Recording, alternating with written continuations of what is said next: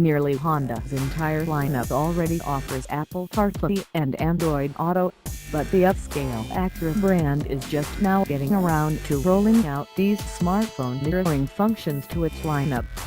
The TLF sedan received them as part of its 2018 update, and now the MDX 3-row crossover is getting an infotainment refresh of its own for 2018.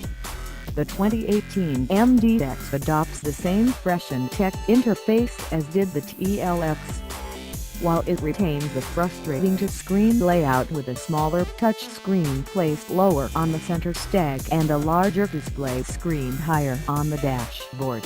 At least the new system features quicker responses and more logically organized menus, according to Acura. Apple CarPlay and Android Auto functions are standard on all trim levels.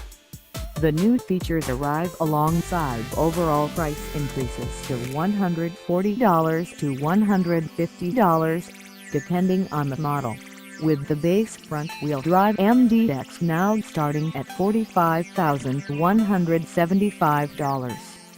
As you add options like Acura's super handling all-wheel drive SH-AWD, those prices climb, leading all the way to the MDX SH-AWD with advance and entertainment packages, which rings in at $59,625. Two new red exterior colors, Basque Red and San Marino Red, round out the changes for 2018.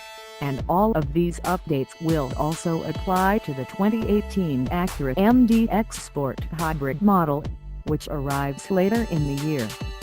The non-hybrid 2018 model will be available sooner, with sales kicking off tomorrow. Yeah.